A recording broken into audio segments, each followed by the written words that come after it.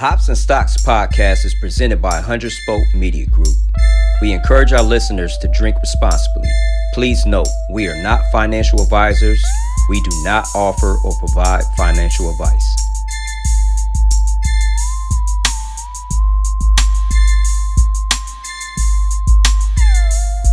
I'm Spoke affiliated from the city of Gems. Welcome back to the Hops and Stocks podcast. This is episode 23. Today we got some Goose Island. You know what I'm saying? We will be reviewing some of the offerings that dropped during Black Friday. So we got, I believe, a 2021 OG. I decided to go with the 2020, and then I believe Blast and Doug will be reviewing some of the variants. We also have a special guest with us. We got Nick Isaacs, as you can see him at the bottom of the screen. He's Doug's nephew. So I'm gonna kick it over to Doug so he can talk about his nephew. Hey, well, I want to say first, Happy New Year, man. I wasn't on the last podcast, so Happy New Year, everyone. Yeah, Happy New Year, brother. Yeah, man. Good seeing y'all again. Yeah, man, I'm proud to introduce my nephew. Man, this guy is doing a little bit of everything right now. He's a loan originator at Chase Bank. Is that maybe we won't announce the bank, but I think it's Chase. But we can edit that. He's doing his thing on IG. He has a podcast with him and his business partners. Man, they're doing their thing. So we're gonna look forward to speaking and seeing, how you are matriculating through this whole thing of, juggling, work and doing your motivational pieces. So we look forward to speaking to you after our beer segment, Nick. So thanks for going up with us. Yes, sir, for sure. Anytime. I'm happy to be here with y'all. Y'all doing a great thing too. Hops and Stocks, letting people hear about the upcoming, beers and going to the breweries and talking about stocks, which is important. A lot of people ain't hip, but it's good. It's good information for sure. Appreciate it. And he is also a member of the noble tribe of Kappa Alpha Psi. So go to the bros. Oh yeah, yo baby. I know you hype about that. He's a new member, but he's still the bros, man. I'm proud of you about that too. But otherwise, man, just sit back and we're gonna do our thing, and I don't know who's up first with the. Y'all know how we do. Y'all know exactly how we do, man. Because he's the freshest man on the pod right now. The teddy bear, the teddy man. He could just slide on the pod with that gown on that he has. And not get some of these jokes, but we gonna slide it to Mr. Let me tell you what's in this can. Beat up. Actually, we gonna slide it to what you got in this bottle. I had no idea it was gonna be me. Yeah, well, shit. Let's talk about it. Like Eric said, we reviewing Bourbon County today. This one is a 2021 offering. I don't know if y'all can see that. Okay. Yep. Crystal. Goose Island out of Chicago, 14% ABV. I can't remember what I paid for this one because I bought a few beers at the same time, so I'm thinking it might be around, I don't know, 20, maybe. Yeah, I think 20. It was either 15 or 20 on that. You know what? I think that one was the 15. I think the other one you got was in the 20s, like 25, something like that.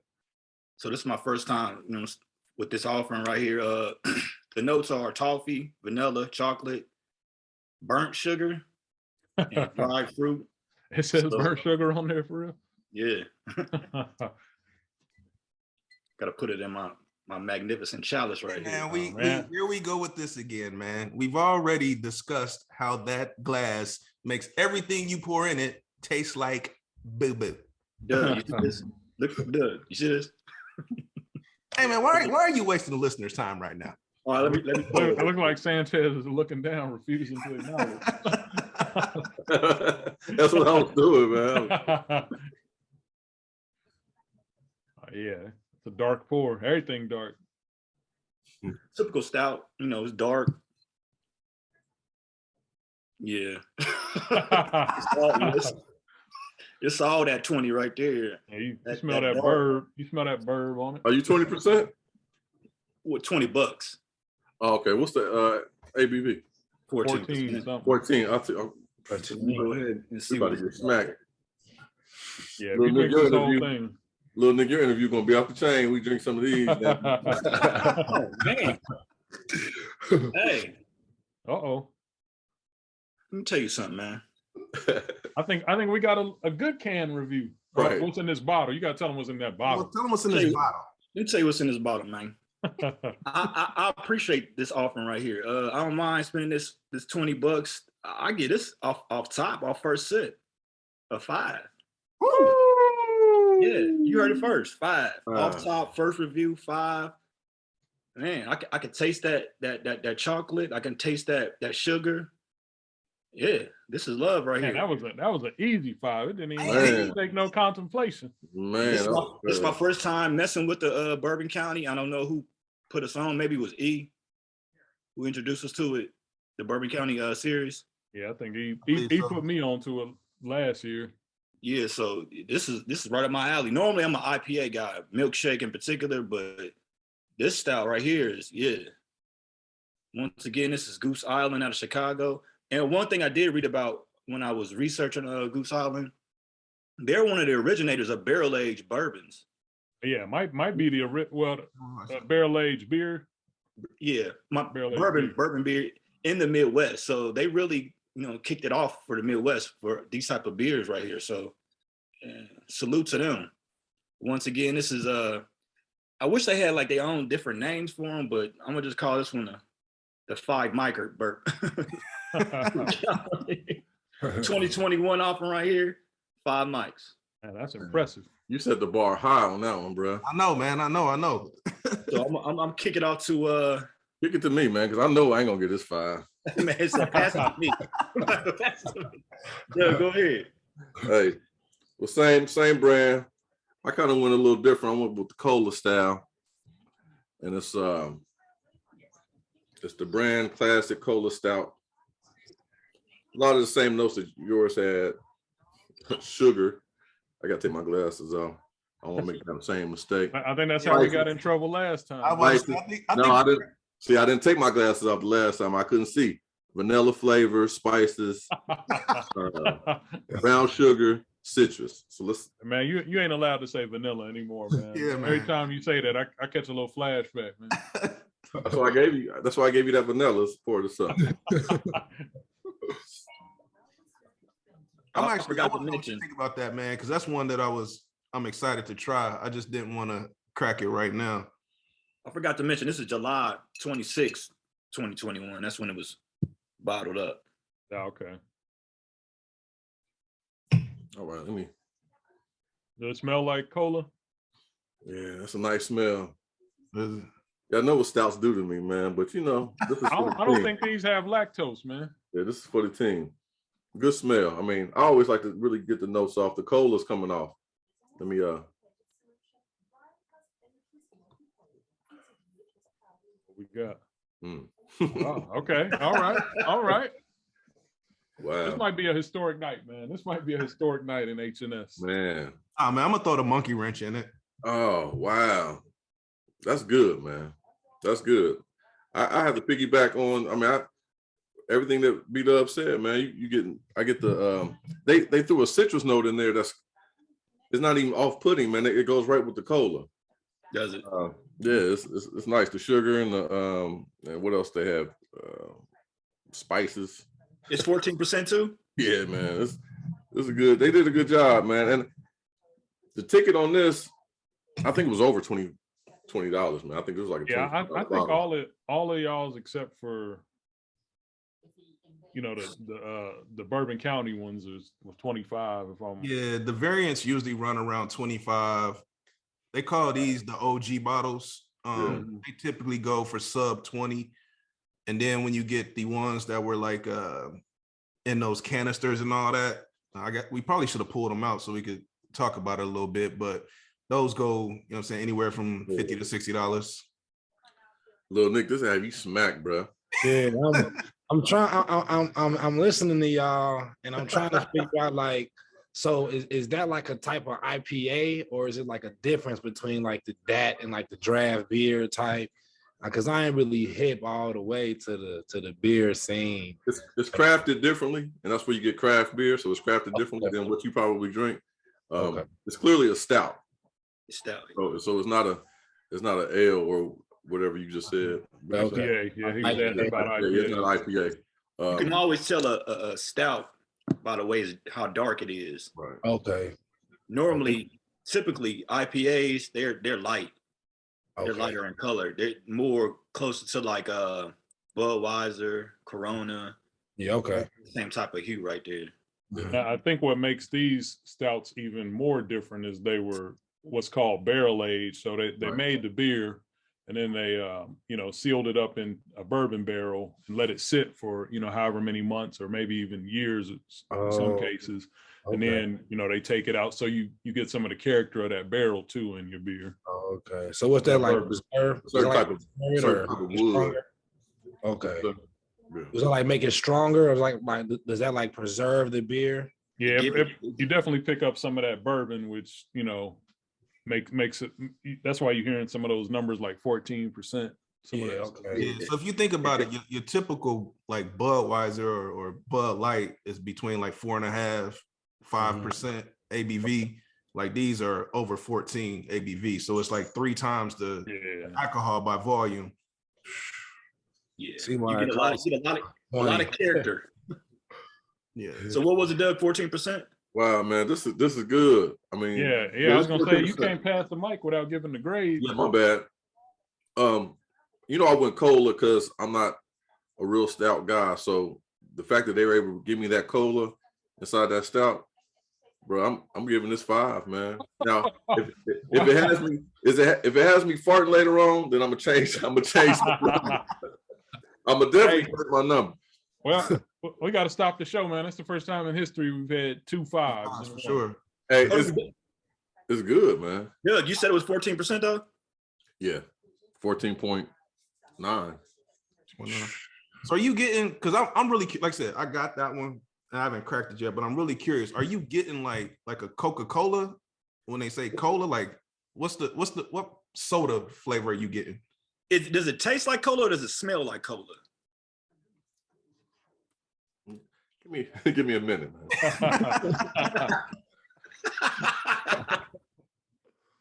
You get the cola taste. Okay.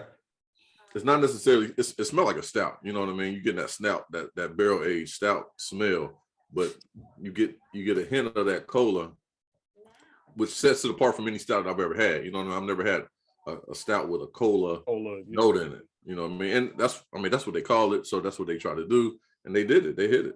They hit it. Well, I mean, if tell them how exclusive these are and when they come out and what we had to do to get them. So these, I got hip to these about, I want to say maybe about 6 years ago. I'm not sure how long they've been producing them. I want to say they started maybe in 14 or 13. Probably should have researched that. But they come out every Black Friday, and you'll see people lining up to grab them because they're. Yeah, you was in line for yours. This past Black Friday, this is the first time I've ever had to line up, but I'm down here in Nashville and the craft brew scene is kind of thick. So I was there, I believe, 2 hours before they dropped. And I was like 4th or 5th in line. Like I said, they come out every Black Friday. You can still find these on the shelf. These are the OGs. The variants are super limited and exclusive. So if you don't get one of those on the first day, it's a good chance you're not going to get it. Some of the unpopular ones stay on the shelves, but most of the variants are typically scooped up the first day. Yeah. Hey, just a little story on how I got mine. Blast was at our honey hole, and he's taking pictures. He's getting everybody together because he knows that we're looking to get these beers, man. And I asked him, like, man, so can we take some pictures? Can we film? He asked the lady, the manager of the honey hole. She's like, nah. He was like, man, I'm in like a back room with these. Like, I'm not even in the regular populated area. I'm in a back room. She took me back there and closed door too. Right, man. That's how exclusive these are. That we're back room grabbing things from boxes that haven't even been shelved yet. It's crazy. Yeah, they drop earlier. A lot of times they drop earlier than what the liquor stores open. Yeah. So it's like I said, it's fun. You know what I mean? Like I was actually sampling beers with the people that I was in line with. You know what I'm saying? It's like a big ordeal every year, I guess, here in Nashville. Like I said, this is the first year that I've had to stand in line. I've always gotten them in Ohio at like Kroger. You just walk in Kroger and they sitting there on the shelf, well, in boxes on the floor. I can say this is my first beer that had an actual date. Like, it's like wine or some shit. Like, I'm saying 2021. Wow. Yeah. What's the date on yours, Doug? Y'all all should be 2021. No, I'm B-Dub had like the month and the date. You talking about that what is it? The drink? That's the drink by date on the back. Oh, okay, I got you. These lights that I'm trying to shine, I can't even. It's 2021. Are all of these Imperial Stouts? Yeah, I just peeped that. Yeah, I just peeped that on mine is Imperial too. Yeah. What's that mean? That it's Imperial? It's just Imperial. Just when you see words like Imperial, double, triple in front of anything beer related, it just means it's high ABV. Okay. And I see what you're saying, E. So that the shelf life of this joint is basically 5 years. Mine is August 26th of 26. Yeah. Okay. And also on that little flap right there, you'll see where it says, you might not be able to see it, but it says that it basically develops says in the bottle. Develops in the bottle for 5 years. So you can cellar these. Let me read that. That's generally what I do is I'll buy one. I'll drink one the first year it comes out, and then I'll put the extras back and I'll open them like 2 or 3 years later. Okay. Yeah, mine says 5 years as well. Yeah. So that's usually around about 3 or 4 years is the sweet spot on a lot of them. I've had as old as I believe I've had a 2014 or 2015, I think is the oldest that I've had. Right. Well, I came up on some of these at the BP. Yeah. And I guess they're a distributor, or they distribute to this BP. Is all they got just the OGs, just the Bourbon County? Is that all they had? They don't have any of the variants? Nah, they had the basic. Because I think my bottle was $14, $15. Gotcha. Which is crazy for us to say that this was a $15 bottle and this is the bottom of the line. Yeah, the bottom of the price line. You know what I mean? It's the right. bottom. Yeah. I'm walking out with a $15 pint of beer. Ready to set it off, Blast? Yeah, let's keep it moving, man. I got one of the variants. This is a Bourbon County Brand Cherrywood Stout. There you go. Yeah, like the rest of you guys, nice dark pour here. The nose, I'm getting a little bit of that sweet, a little bit of that bourbon. Let me give you guys the notes here. It says it's a stout aged in bourbon barrels and it's finished with cherry wood. So I'm interested to see, I guess what wood tastes like. This is some brew with a little tree, I guess. Wow. It's going to taste like them little hamster chips that be in a hamster cage. Yeah, that's pretty good, man. It's mellow. This guy wants to know what wood tastes like. You definitely get some sweet. Pause. Oh, yeah. See, I don't think nobody would have said nothing if you didn't say that, though. Did y'all not hear him? I mean, that's what you get, man. That's what the show misses when this guy's gone, man. I mean, did y'all not hear this, the guy? He wants to know what wood tastes like. Hey, y'all silly, man. All right. Well, I don't think I can get this a 5, man. It's tasty, but I don't know if it's that 5-ish range. I would get this. It's definitely a 4, maybe a 4 1/4, man. To me, it's good, but it's not outstanding. Last got a bad batch. But nah, you got to think with the variants, man. There's so many. You hear that in the community.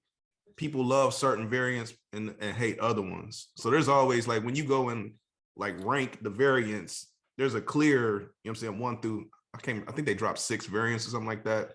Yeah. Like there's definitely a clear ranking system. 14.2 ABV. Definitely getting that extra jig on it too. Yeah, man. You can feel all this percentages, man. Dang. Bruh, I'm warm and all fuzzy. Yeah. I was gonna say this warms you up real quick, man. Yeah. And as the temperature drops, Like all in here, man. Perfect. as the temperature drops, it gets he's coming out that polo. He done got hot. Yeah, he gonna lose the hat next. This Well, 14%. Well, Blash, you only gave that wood 4.25, so Bad wood, man. Bad wood. They out here Let's slanging put bad the wood. E. the wood didn't taste that good, did it? Oh, man. Yeah, Oh, man. man. Yeah, man. Let's throw it to Easter before this gets to a point of no Oh, return. man. I'm just saying what he said. I'm gonna go ahead and wrap this joint up, man. We got like B-Dub, I went with the OG variant, but I pulled out one of my older bottles. Well, not that much older. It's a 2020 variation. So it says intense aromas of charred oak, vanilla, caramel, and smoke. You do get that on the nose when you smell it. The flavor profile is fudge, vanilla, and caramel or caramel, however you pronounce it. It's been sitting here probably about a little bit more than 40, actually about 45 minutes now, so should be good to go.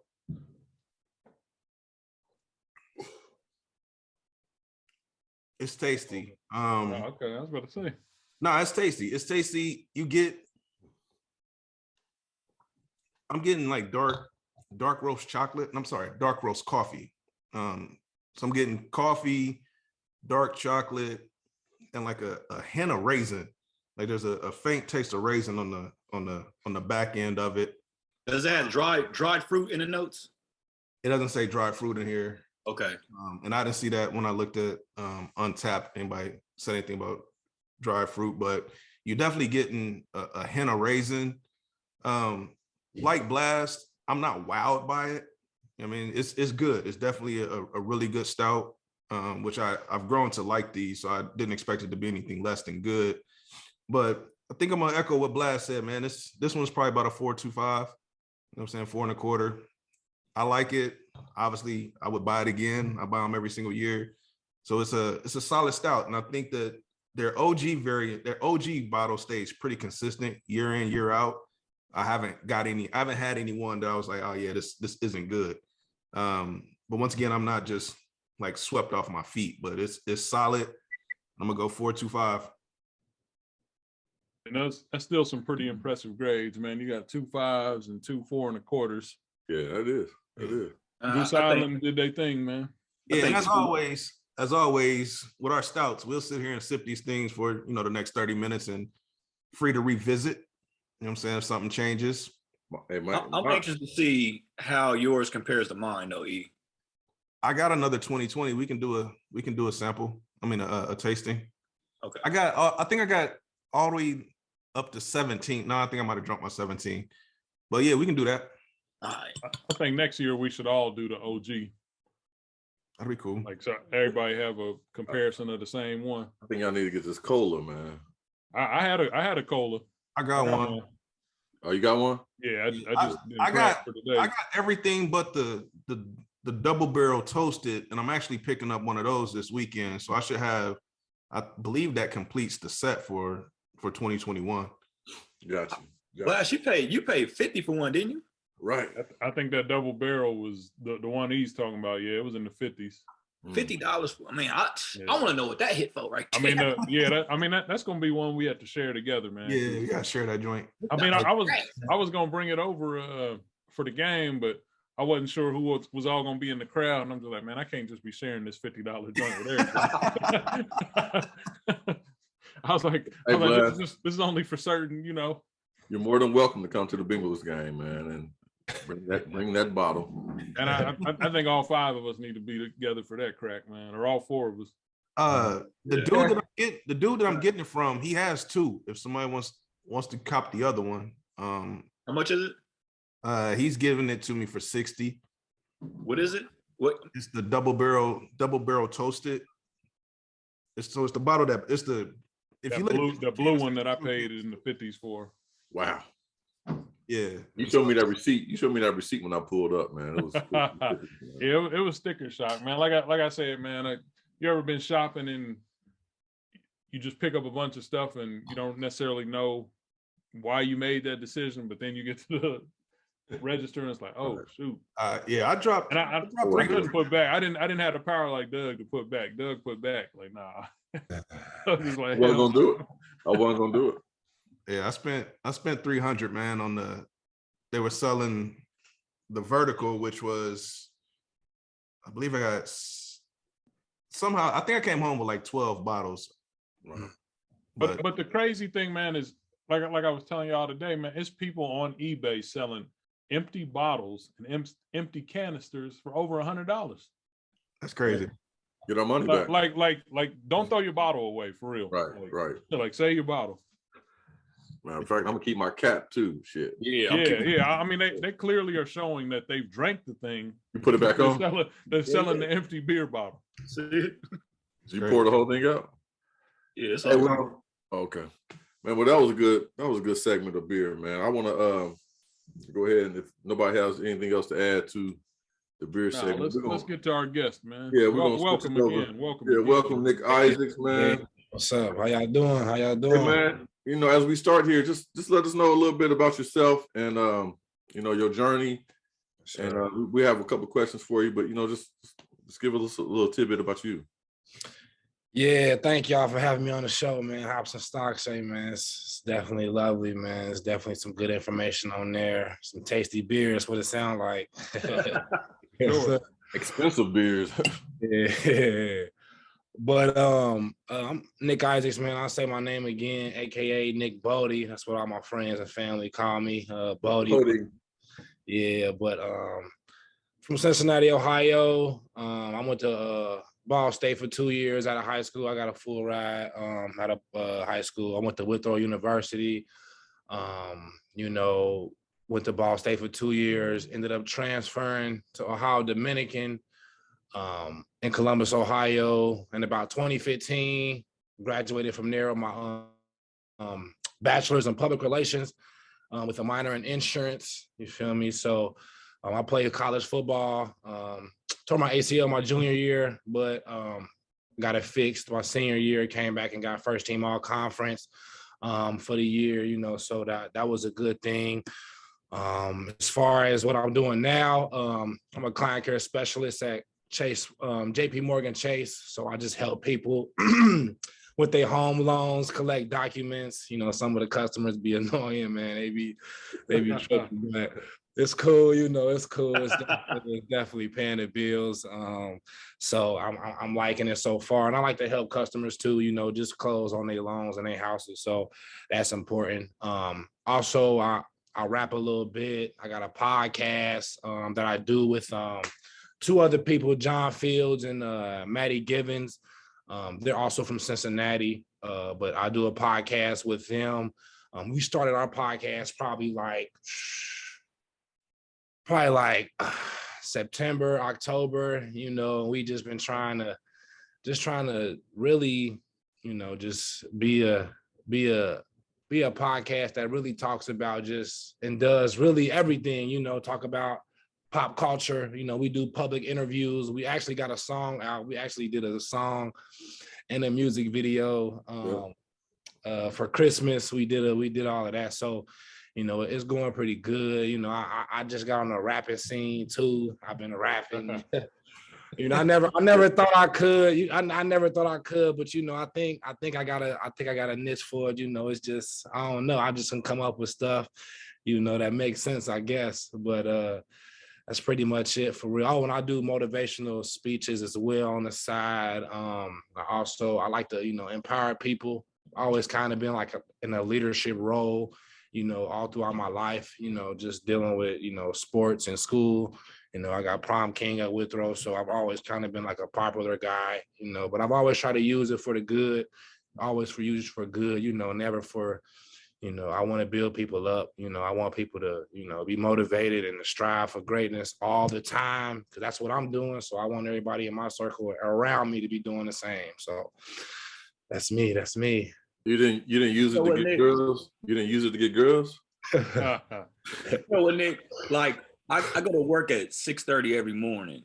So when I go to Instagram, normally everything is on mute until I hit unmute, so I can hear everybody, all the feeds and reels. Yeah. So when I'm on the Hops and Stocks, yours will come up sometimes, but it's on mute. Okay. So it's early in the morning, but you be so turned. So that energy just transfers to me. And my day is just already kicked off. Yes, sir. Like, man, this dude is on 10 right now. It's like 6:30 in the morning for me. I'm like, hey, I gotta get up now. Yeah, I usually go work out at about 6:30 in the morning. I get up at about 6 o'clock, get ready. It don't take me that long to get ready. Go work out at 6:30. I only work out 3 times a week, but when I'm in there, I get it in, you feel me? Just to make up for the 2 days I'm not working out, So I get it in for sure. Try to just be different, stay in tune with everything, keep my mind, body, and soul together. I appreciate the energy, man, because that it transfers to me. I'm like, hey, man, if this dude can be on 10 at 6:30 in the morning, I gotta be on 10. Yes, sir. Yes, sir. That's what it's for, wake up, just start the day right, get active, man. It's really gotta work, put in the work for real. Hey, Nick, I want to ask you a question, man, not to kind of go back to your day job. What are some things that you're seeing that people are struggling with when they're trying to close on a mortgage loan? Because you do mortgage loans, right? Yes, sir. Yes, sir. So you kind of like originate them. So what are some obstacles you see people come up against as far as, really closing that loan, or things that you ask for that they may have or they may not have? Yeah. What are some things that you're seeing in that industry right now? Yes, sir. So, with the industry, it's really at a time where interest rates are kind of at the lowest they've ever been, really. So the volume, as far as like everything, is really up right now. And when you're dealing with customers who are trying to get home loans, you never know where they're coming from. I don't really do purchase. Purchase is a different entity. So it's basically for like people who are buying a new home. And with purchases, you have to kind of be on the deadline a little bit more, because like if a person is living in California and they move to New York, and they got to close on their home, this their new home, they can't get a hotel or something like that. They got to close on their home right away. But I'm more of a refinance, so the deadlines aren't as strict, but we still have to meet our deadlines. But as far as like customers, it's really just a game between the underwriters and the customers and the notary and the people who deal with the loan. So the customers, they typically have to bring in like W-2s, they have to bring in tax forms, we have to run their credit through the process. And just depending on, what might come back on their credit report, depending on how they filled out their application, like it just depends on the process. And sometimes underwriters, they're dealing with, like I said, the volume is crazy right now. So they're dealing with hundreds of loans, and we're trying to close hundreds of loans. So, the conflict sometimes comes when like the underwriters don't respond back to some of the employees, the CCSs, the client care specialists. But, we can't fault anybody because of just how the system is, and just how like the interest rates are low, you feel me? But a lot of the times with customers, it's just like, they don't turn their documents in, or like you ask them for something and it's like, I turned that in, but really they didn't. We look in the system and it's not there. Right. Crazy feedback. Some customers talk crazy, hey, you ain't doing this, you ain't doing that.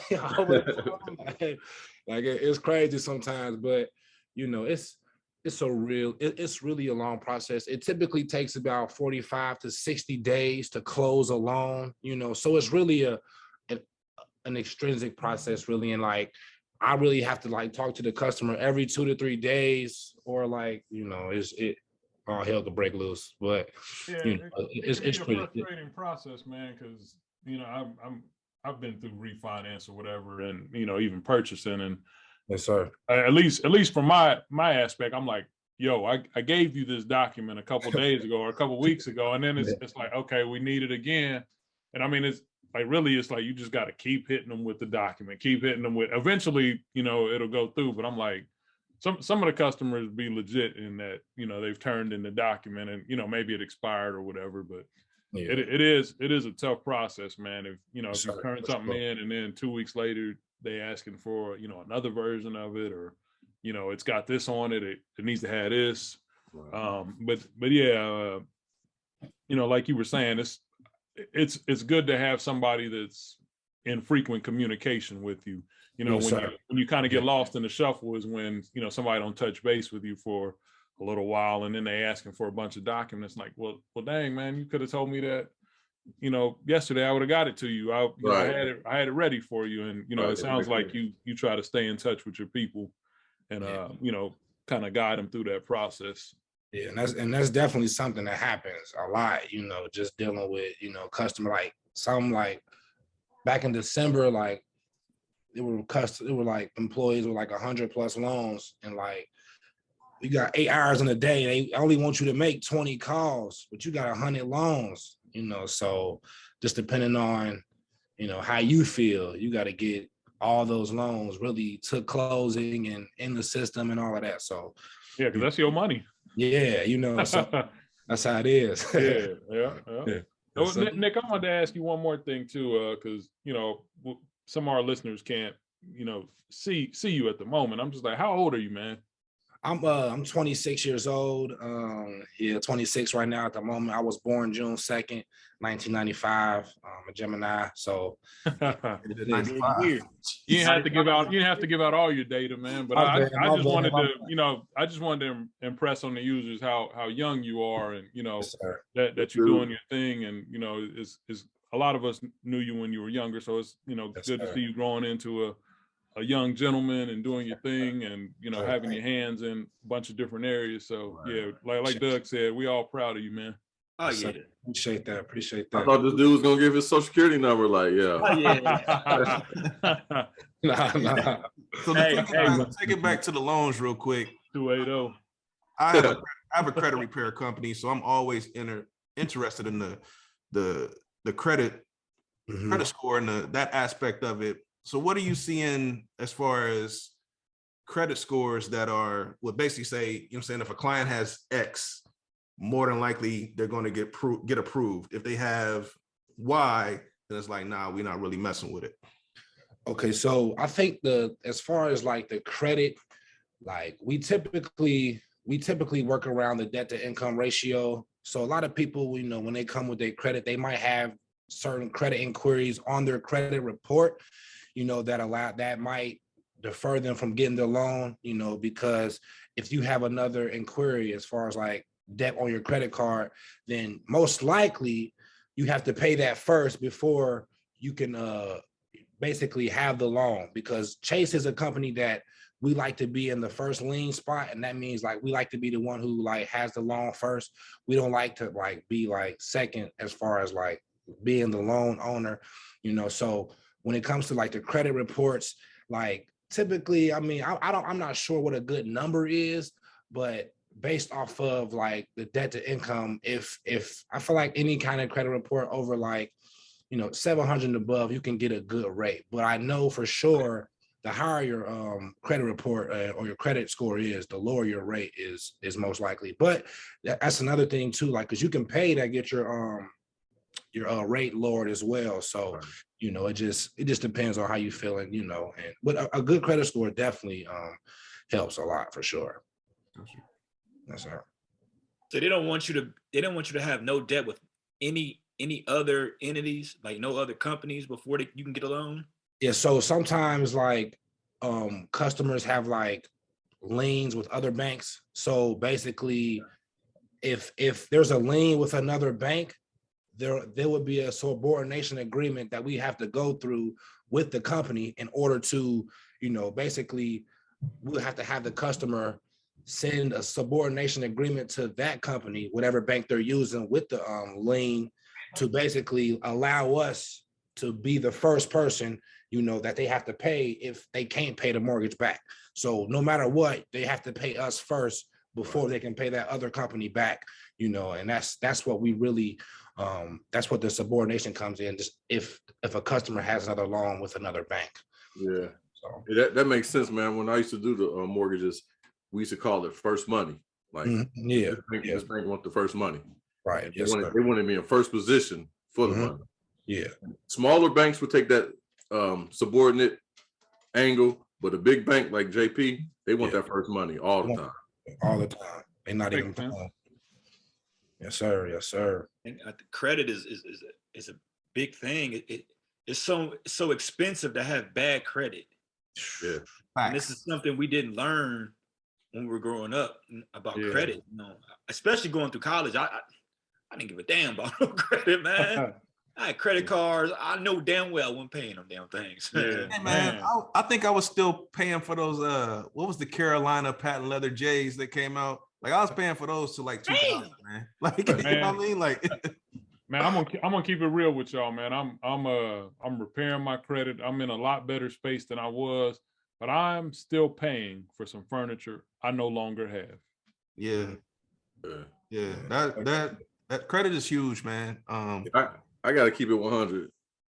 My credit is excellent. Yeah, I was about to sit here. I wasn't going. It's beautiful, and it's always been beautiful. I told y'all in one episode that my mom gave me one letter. You said your mom Pay your bills, and that's what she told me. She said, if you can't do nothing, pay the minimum. If you don't have the minimum, ask me. Pay your bills, and that's what she told me, and that's what I live by.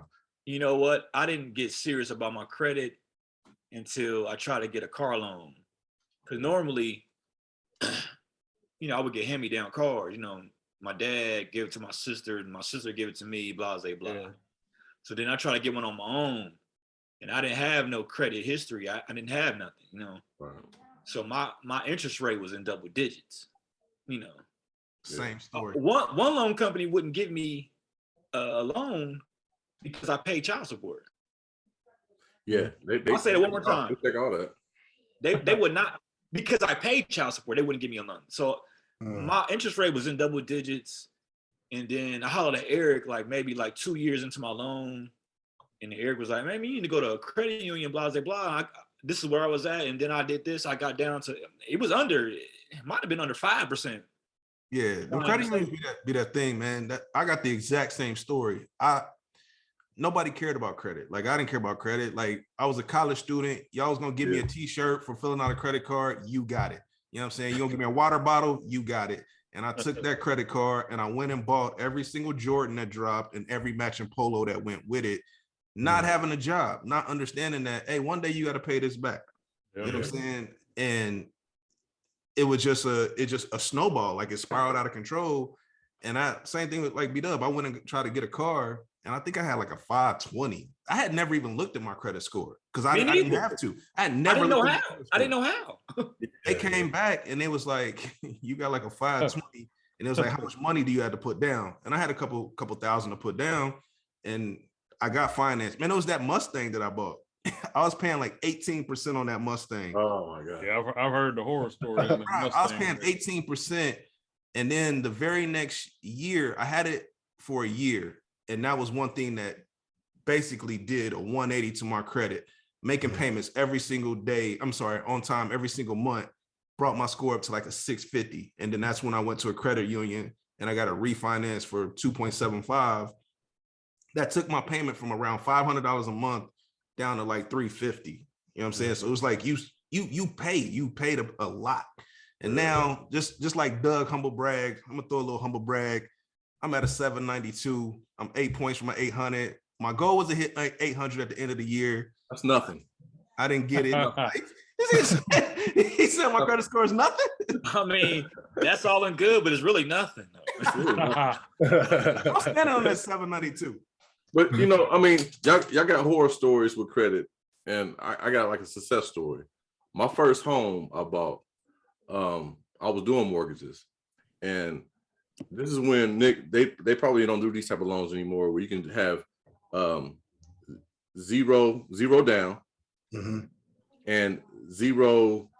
What's the name of it? Where you don't have to get your income verified, so you don't have to verify your income. You just state whatever you make. Okay. So the guy that was doing my loan, he said, Mr. Toller, if you can just state what you're making, we're not going to verify it. We can close this loan. So my credit was on your score. just based on the credit score. He said, tell us what you make. Yeah. And I was doing mortgages at that time. So I was doing mortgages. So I wasn't balling at the mortgage game just then. But since he was doing my loan, he said, we're not going to verify it. You know what I'm saying? What did you make? I stated it. It's called a stated loan. I stated what I made. They got me into my first house. 0 down based on credit score. So it meant a lot then, and credit still means a whole lot. And you know, I know you deal with people with, you know, some scores that are struggling. Yeah. You know, it's a blessing for them to even buy a house, but once they get it, they still need to work on that credit, because if they want to refinance, they won't be able to. If they want to get a lower rate, they won't be able to. So even after you buy those items, you still need to pay attention to what your score is. It's a constant thing. Yeah. Yes, or you can call Eric's Credit Solutions. Shout out. 629-900-609. Hit me up. I got you. Yes, sir. Every year you're entitled to a free credit score. Right. Yes, sir. I would suggest everybody do that once a year just to see where they're at, man. To be clear, you're entitled to a free credit report. You have to pay to see your score. Yeah. Okay, that's what I meant. Yeah. You have to pay to. There's probably only one agency that you're getting that from. You're not getting all 3 agencies with that free report.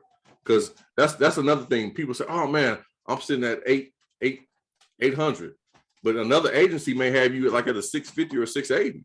So they take they take the average of those scores. They're not going to take the highest. They never take the highest score. Another thing to throw in there too is your score is calculated differently by loans. So you may have a auto score of 790. You may have a mortgage score of 750. So they look at, because there's 10 different FICO models, and each model, different industries focus on the different models. So that's something else to pay attention to when you looking at credit is, you know what I'm saying, you may have a super high score, like Doug said, super high score and on one report, but then you go apply for a mortgage or something, they like, yeah, no, you don't have a 790. Like you gotta, because they're gonna take that middle score. The middle score. But I'm gonna throw it back to the guests, man. Yeah, I was about to say, let me throw it back to the guests, man. I wanna talk about the social media presence. You know what I'm saying? We Doug told us who was coming on, so I checked out the page. He was like, he follows Hops and Stocks. And I seen the name, but I didn't make the connection when he was like, you know what I'm saying, my nephew Nick. So I checked it out. You know what I mean? The morning motivation looks like you running first thing in the morning. What got you into that, and what keeps you doing that every single morning?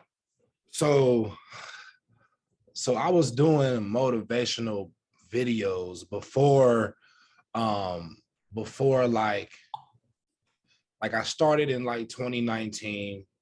I was working at this little security job in Cincinnati, and it was right after I graduated in December 2018, and I just wasn't, I just didn't feel like I was doing my calling, like I was just trying to just figure out after college.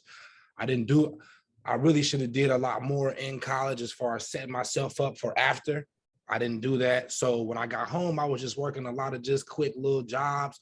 I was like, I've always been a motivator. I've always been, and I've always loved to be on camera. I've always loved the media aspect just of, so I've always been interested in it, so I was doing the motivational videos and they were getting some kind of success, but, just like with the credit thing, I really started to just, learn at 25 years old. I'm not gonna lie, at 25 years old is when I really started to get financial literate. In like January or the December before then, I was in a bad time. I was in a hole. I owed some people some money, and I ain't have a good job. That's the reason why I moved to Columbus.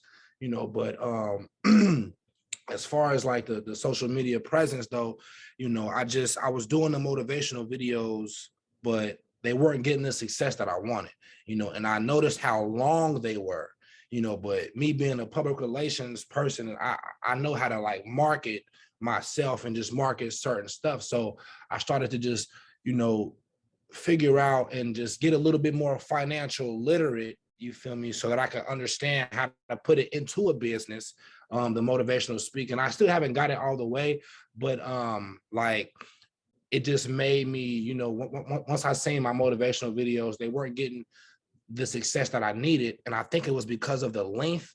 You know, a lot of people today, their attention span is a lot longer. So so it's a lot shorter. So you trying to put, you know, a 10-minute video, a motivational video, you know, you gotta keep the people engaged, you know. So I just thought the reels, you know, shorts, you know, TikToks, that's the wave, really, you know. So I really just looked at it like, okay, everybody with a phone right now is on TikTok. So if I can take my motivation and try to put it into like a TikTok form, maybe I can have some success. So that's what I did. I basically took my motivational speeches and I just shrinking them down, you know, made them smaller into TikTok videos that, you know, just people can just look at real quick for a couple seconds and be gone with it. You know, that's the wave today. You know, that's how people, that's how people look at stuff. That's how people, you know, view videos, you know, but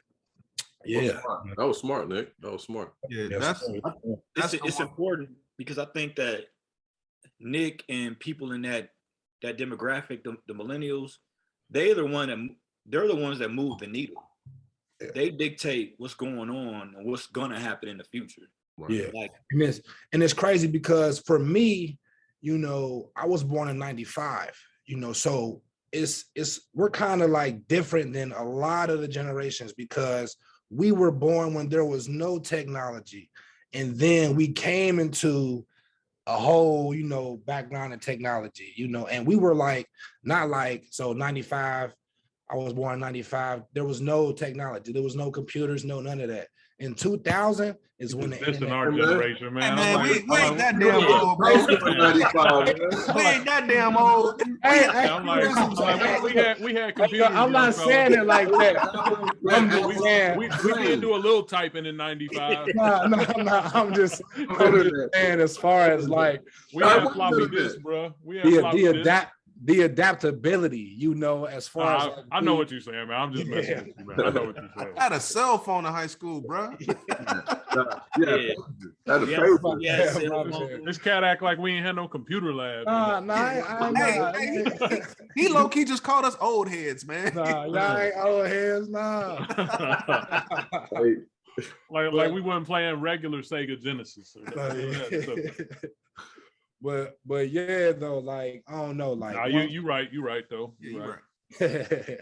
Yeah, but once I with the 95, you know, just being, you know, not having technology and then like being like, there you go again, man. You did have some technology. No, because I was about 5.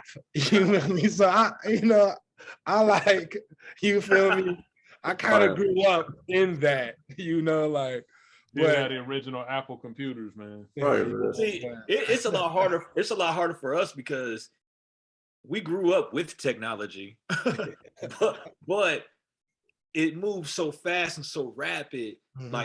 Like at the age we are now, like TikTok really isn't our bag. You know what I'm saying? Like, but you almost have to get on it if you want to, you know. Make some traction in your social media. Stay with the times, right? Stay with the times. You have to adapt to that stuff. You have to be up on, you have to engage with the younger. And that's because they know what's going on. And that's what I was kind of like looking at. I'm like, so, you know, I look at Kanye West, he's crazy, but he always thinks 10 years ahead. You know, he thinks 10 years ahead and he's a great marketer.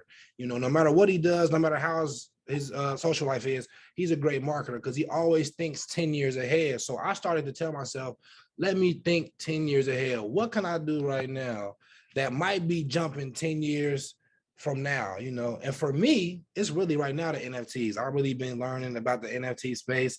Y'all probably have too, but the NFTs is really like, yeah, why don't you get into that? Because I think you're our first guest to really touch on that. So I've been looking for somebody that has that knowledge because, like you said, man, yes, it is taken over, and I don't, because once again, I'm a self-admitted old head. I don't understand the value of non-physical assets. You know what I'm saying? Like these things are digital assets, but I see people spending millions of dollars. People are investing, like people are making mad money. And so I want to know, like from an elementary standpoint, I understand what an NFT is. I know what it is, but tell me why it's valuable and tell us in your words why it's the next wave.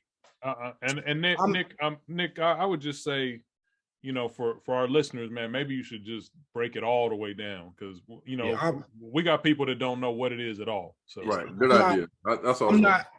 I'm not really the most savvy with them, but I do know a little bit. So NFT stands for non-fungible token. And basically, I guess what would be fungible is like a $50 bill. You can take a $50 bill and break it down, you know, and that'll, you know, basically always be $50. But with non-fungible tokens, it's just like a piece of art, just like the Mona Lisa. Nobody can really recreate the Mona Lisa, which is why it's worth so much today. The same thing as NFT. So people have Fortnite. You know, people have like, I'll just use the Fortnite example. So the skins on Fortnite that kids buy, you know, the little avatars, you know, that kids buy. So the value comes in when people basically the desire to have basically that in particular skin or I guess art piece, you know. So if somebody buys an NFT, they're the only person that can own that NFT. Just like the person who created the Mona Lisa, they're the only person that has that. So that is the reason why the value of it is like it increases. So with NFTs, they're non-fungible and it's digital, you know, and they're actually right now creating digital worlds. Like they have like digital real estate. Like they got like Louis Vuitton. I'm talking the heavy hitters, you know, and that's how you know it's really gonna be here. NFTs are here to stay because when you got the celebrities, when you got, you know, just the top people, companies, you know, Nike, you know, Atari, you know, all of this virtual augmented metaverse that has something to do with it. Yes, speak on that metaverse, man. Yeah, so NFTs are basically what you see them as, the little digital aspects, the little digital assets, you feel me? But what adds value to them is that you can't just, like, people think you just take a picture of it, you know, but there's like all these NFTs are like this blockchain, you know, so you know how the bank like does your transactions on your card, on your, you know, whenever you buy stuff, it's a lot private, you know, it's private. They got your own, you have your own account and everything. See, with the NFTs, they're on a blockchain. So everyone in the world can really see who purchases, who doesn't purchases, when it's going out. So there's not really, you know, you can't really, you know, forage or basically try to repeat whatever you buy because everybody can see it. Everybody is on the blockchain. Everybody knows who's buying it. Everybody is public, you know, it's public. So that's where the credibility comes in, you know, where you can, okay, well, you bought this NFT for $1 million. You can't replicate that because I can see who bought it. I can see who has it, you know, and I can see basically what they're using it for, you know. And NFTs, see, is getting crazy because with the NFTs, not only will you be able to buy these NFTs, you see like what buying an NFT can do for you is it can put you in a community of people who are, you know, who have these NFTs. It's really about community. Having NFTs is really about community. So like the Bored Apes, y'all probably seen the Bored Apes, the little ape NFTs. Y'all probably seen the crypto punks. So people who own those crypto punks, when like in the metaverse, so you'll have NFTs in the metaverse. They will hold, people who have crypto punks, they will hold meetings for people who have an ape crypto punk, and only those people will be able to go to those meetings. So if you have a Bored Ape crypto punk and Steph Curry has a Bored Ape crypto punk, a regular person can be in that meeting with Steph Curry just because they have a Bored Ape, you know, and that's where the value also comes in. You feel me? When you get these celebrities who are getting these NFTs and stuff like that, that creates value. That builds, you know, the hype behind whatever product is being sold. So that's why they start to cost 1 million, because when you got Snoop Dogg with a Bored Ape NFT, Steph Curry, you know, the top hitters who are in NFT, in the NFT space have crypto punks. They're not going to let you just, they're not letting regular people just come in their meetings and, you know, talk about, you know, the next waves and whatever going on next. You know, they want the heavy hitters. And if you pay for it, you know, like how they have it, like, so it's so crazy, because it's like, so let's just say like a celebrity to create an NFT. Let's just say Tom Brady, let's just say he took a picture, of himself. He could just call it NFT. He can call it an NFT, but in order for it to be an NFT, he would have to put it into the blockchain. He would have to get an Ethereum address. So to buy NFTs, you have to have crypto coins. You have to have either Ethereum, Bitcoin, Dogecoin, you know, stuff like the Shiba coins. You have to have those coins in order to buy certain NFTs, you know. So the crypto space, like I said, the crypto space is really, you know, they say Bitcoin is like the motherboard and Ethereum is like electricity that powers it, you know. So it's definitely here to stay. But as far as you have to have coins to create an NFT. Let's just, I don't want to buy an NFT. Let's just say I want to put out an NFT so somebody can buy it. How do I do that? So you can actually go on to like OpenSea. There's it's a site that sells NFTs, but you can go on OpenSea and you can just really create an NFT, you know. But the NFT you create might not have value because you're not a Steph Curry, because you're not a Snoop Dogg. See, if you're Snoop Dogg and you create an NFT, you can promote and sell your NFTs for a certain amount, because a lot of the stuff that you do is rare. You know, a video clip of the first time Snoop Dogg was on stage, you know, he will never ever in his life be able to recreate that moment. So that's what makes it an NFT, because it's so rare and it's so just like, it won't be able to happen again, you know, because they made an NFT of the shot that they made an NFT video of the shot that Kawhi Leonard made in the Raptors game. They made a whole NFT of that video, because that shot probably will never be able, you won't be able to recreate that moment. So you can sell that as an NFT, you know, and just have that and hold on to it. It's really like a stock. The NFTs are really like stocks, you know. It's nothing really different, you know. And how long you hold the NFT, like, see what like the top NFT space holders right now, they're just buying NFTs. They're just buying them rapidly. They're buying them because the more you buy, the more communities you're in, the more meetings you might be able to go to, you know, and something like that. It's so crazy. Let me stop you for a second, Nick, because as an old head, I'm gonna be. Hold on, Blast. Here's what we're gonna do, man. Because you know what I'm saying, we can talk NFTs all night. And we want to try to keep this within a confined hour. But we're gonna keep you on, Nick. So don't go anywhere. But we're gonna wrap up this episode. We're gonna wrap up episode 23. Okay. But as a bonus, let me just pay him this compliment real quick. I was just gonna say, as an old head, the NFT, you know, I got a really small knowledge, but basically, and don't take this the wrong way, basically, I didn't understand the words you just said. But as an investor, your passion about like the whole time you've been on with us, you really perked up in that last segment, and your passion sold me on the idea. So whatever that is, you know what I'm saying, I'm going to look at that because of how passionate I saw you. And because you believe in it, you basically sold your belief onto me. And so now I'm like, okay, I got to do some more research. I appreciate that. Yes, because, sir. Because, you know, I saw a young fella believe in it, like you said, use your word, the next wave. So yeah. And if listeners want to hear the second part of what he believes, tune in to episode 24. Actually, we're gonna give y'all a 23 and a half.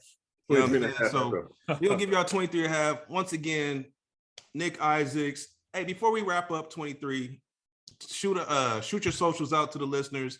how can they get in contact with you? Don't forget to mention your podcast because we want to Yeah. support that. Right, definitely. Yes. So as far as Instagram, you can just follow me at Bodie L5. That's BOWDIE L5. That's line 5 if you ain't know what that meant. L5. It's Nick Isaacs on Facebook. And for the podcast, it's One Stop Shop Podcast on Facebook, on TikTok, on YouTube at One Stop Shop Podcast. Yeah, we doing it big, man. You know, appreciate y'all for having me on here. Hey, man, proud of you, nephew. Keep doing your thing, man. Thanks, man. Definitely appreciate having you on. Listeners, like I said, man, we about to do something we never did. We about to give y'all part 2 of this episode. So, you know what I'm saying? We're gonna cut it right here. We'll get this published out to y'all. But we're gonna continue chopping it up with Nick here, man, because he's dropping some jewels. And like Blast said, man, when we switched to that NFTs, the energy just shot to 10. So, you know what I'm saying? We're gonna take it there. Once again, Hops and Stocks signing off, episode 23. We out.